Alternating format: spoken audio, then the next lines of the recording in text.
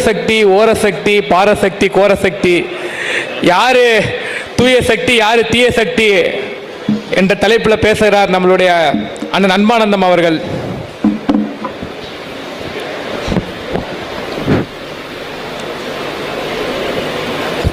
CM photo மாட்டலையா?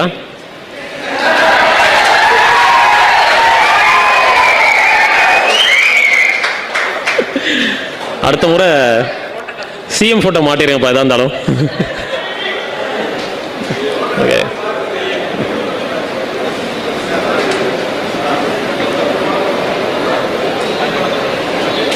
Okay. இந்த ஈவெண்டோட மிகப்பெரிய சக்சஸ் என் நெஞ்சில் குடியிருக்கும் நீங்க தான். இன்னொரு முக்கியமான ஒருத்தருக்கு ரொம்ப நன்றி தெரிவிக்கணும். இந்த ஈவெண்டோட இன்னொரு மிகப்பெரிய சக்சஸ் மாண்புமிகு முதலமைச்சர் ஆதவ் அர்ஜுனா அவர்கள் தான். அவர் இல்லைன்னா இந்த அளவுக்கு சக்சஸ் வந்திருக்காது. வந்துட்டு இருந்தா இப்போ நேராக புதுக்கோட்டைக்கு honourable chief minister Aadhav Arjuna அவர்கள் கால் பண்ணாரு. தம்பி எங்கப்பா இருக்கீங்க? இதான் போயிட்டு இருக்கேண்ணே அப்படின்னு. தம்பி நான் வந்து உனக்கு ஒரு 1500 ரூபாய் அனுப்பிச்சு விட்ருக்கேன் பாரு அப்படின்னாரு. இல்லை நான் நேரில் வந்து வாங்கிக்கிறேன் அப்படின்னு. சரிங்கண்ணா அப்படின்னு சொல்லிட்டு நேரில் போய் அண்ணங்கிட்ட ஒரு 1500 ரூபாய் வாங்கிட்டு வந்தேன். அதுக்கான புகைப்படம் பாரு.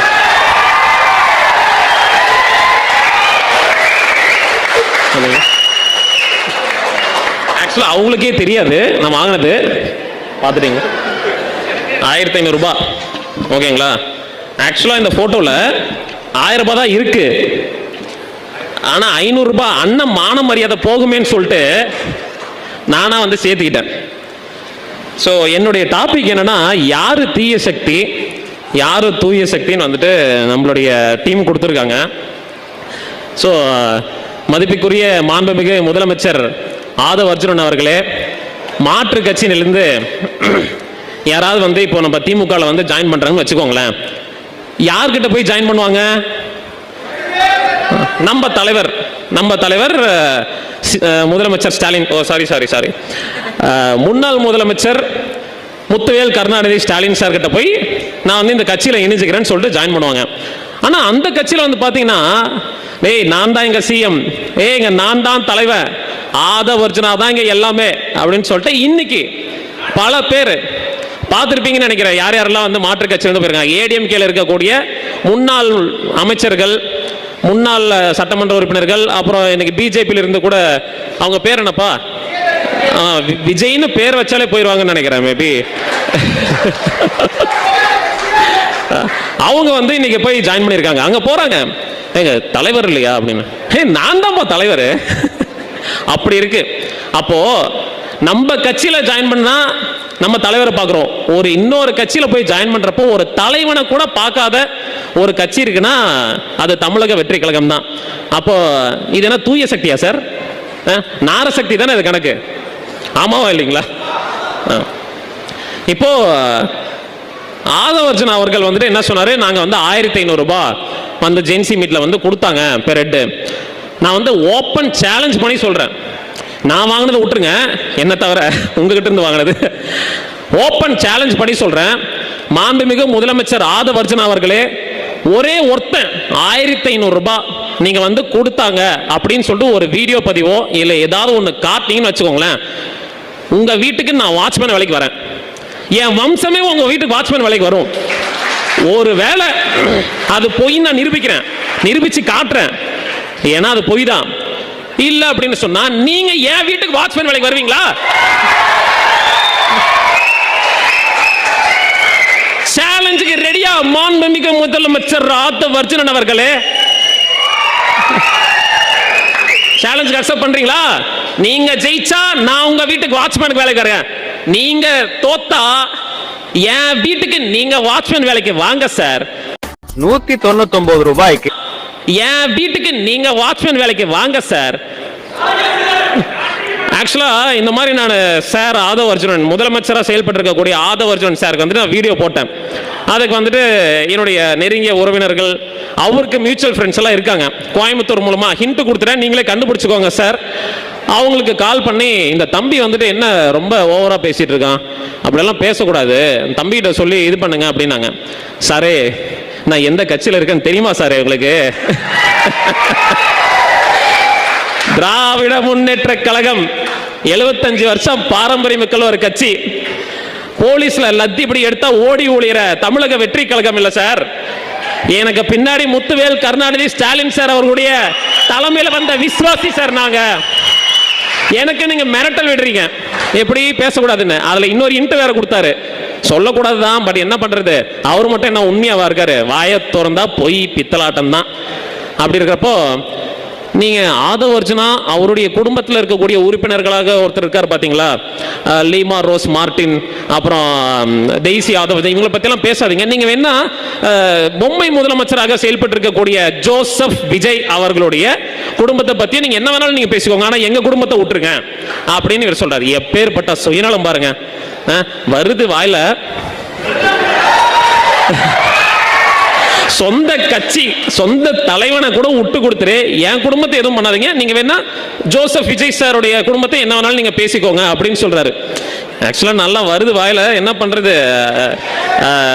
சிஎம்ஏ இப்படி பேசுறப்போ நம்ம பேசுறது ஒன்றும் தப்பு இல்லையே, ஆக்சுவலா தப்பு தான். அப்புறம்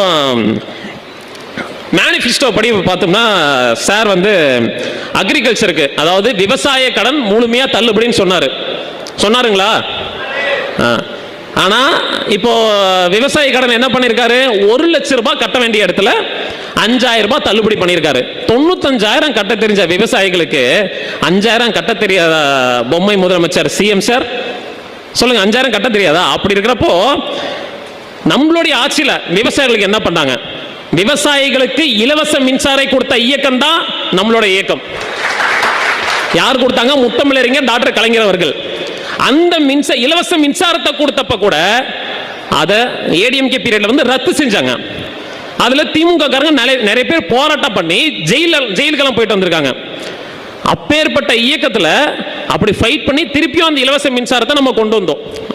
அப்படி இருக்கிறப்போ விவசாயிகளோட வயிற்றுல அடிச்சு நீங்களாம் எப்படி சார் நீங்க பொழைக்கிறீங்க? அது எனக்கு புரியல.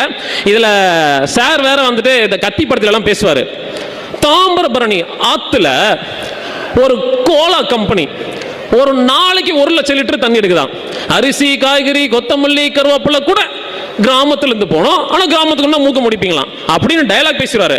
ஆனா விவசாயி வந்து திருச்சியில வந்து நன்றி உரை தெரிவிக்கிறப்போ பயங்கரமா கவர்ச்சி நாயகனா இப்படி எல்லாம் பேசிட்டு அங்க பார்த்தா போராட்டம் பண்ணிட்டு இருக்காங்க விவசாயிகள்லாம்.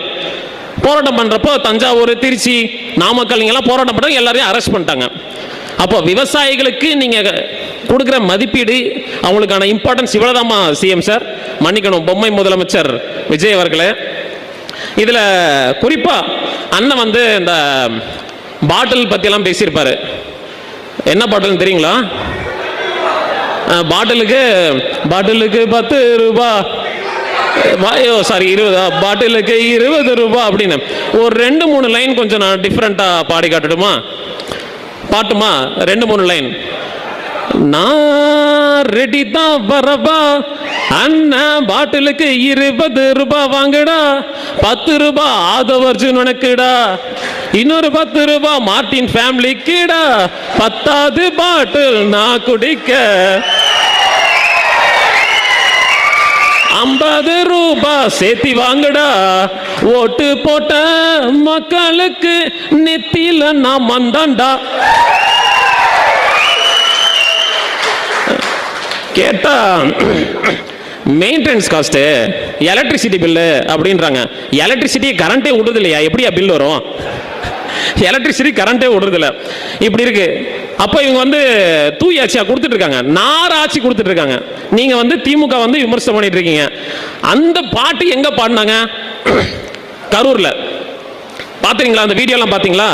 கரூர்ல வந்து அந்த பாட்டு பாடினாரு. விளைவு வந்து அவருடைய நெக்லிஜென்ஸ்னால, அவரை வழி நடத்தக்கூடிய ஆதவ் அர்ஜுனுடைய நெக்லிஜென்ஸ்னால 41 உயிர் போச்சு. இப்போ இது சம்பந்தமா வந்துட்டு சார் வந்து நிதி ஆயோக் கூட்டம் வந்து இப்போ டெல்லிக்கு போயிட்டு வந்தாரு. பாத்தீங்களா, நீங்களா டெல்லிக்கு போனது பாத்தீங்களா சார்? அங்க போய் முன்வரிசையிலாம் உட்காந்துட்டு இருந்தாப்புல நம்மளுடைய தலைவர் வந்துட்டு இதுக்கு முன்னாடி டெல்லிக்கு போனப்போ சார் இடி ரைடுக்கெல்லாம் பயந்துட்டு நீங்க போறீங்களா அப்படின்னு வந்து சார் கேட்டாரு. இப்போ சார் எதுக்கு போயிருக்கீங்க? என்ன இடி ரைடு, சாரி அது பேர் என்னப்பா, கரூர் கேஸ் வேற சிபிஐ கிட்ட இருக்குல்ல, சிபிஐ கிட்ட போனதுனால சாரை தூக்கி உள்ள வச்சிருவாங்கன்னு பயந்துட்டாரு.